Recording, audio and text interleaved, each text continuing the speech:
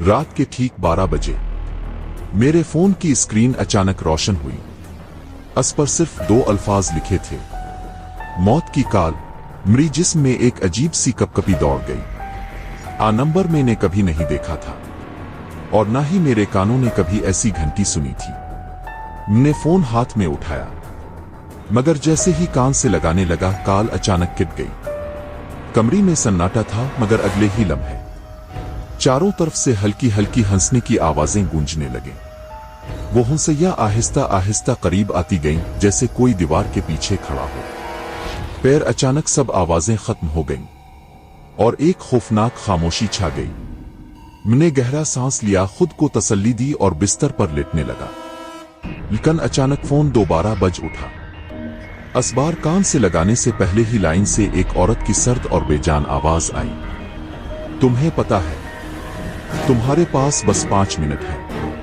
मैंने हंसने की कोशिश की, कहा यह कोई मजाक लगता है, मगर अगले लम्हे मेरी आंखों के सामने मौजूद दीवार पर किसी ने जोर से दस्तक दी। दिल की धड़कन तेज हो गई। मैं आहिस्ता आहिस्ता दरवाजे की तरफ बढ़ा। सांस इतनी भारी हो गई थी कि खुद सुनाई दे रही थी। मैंने दरवाजा खोला। सामने कोई नहीं था, लेकिन फर्श पर एक पुराना जंग आलूद और टूटा हुआ कड़ा पड़ा था। मैंने वो कड़ा हाथ में उठाया और इसी लम्हे पूरी लाइट चली गई। कमरा अंधेरे में डूब गया और सिर्फ मेरी धड़कन सुनाई देने लगी। अंधेरी में वही औरत की आवाज, लेकिन इस बार मेरे पीछे से। अब 4 मिनट बाकी है। मैंने फौरन पलट कर देखा, मगर वहां सिर्फ एक पुराना आईना था। यही में मेरा अक्स खड़ा था, मगर वो मैं नहीं था।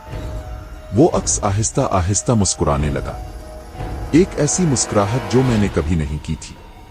भागते हुए अपने कमरे में आया। सांस फूल रहा था। फोन फिर बजा।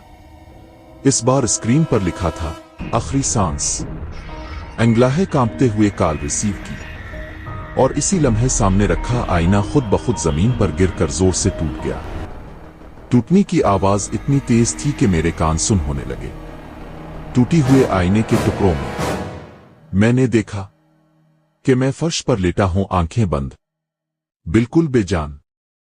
फोन की घंटी अचानक बंद हो गई और औरत की आखिरी सरगोशी मेरे कान में आई। 5 मिनट खत्म हो गए।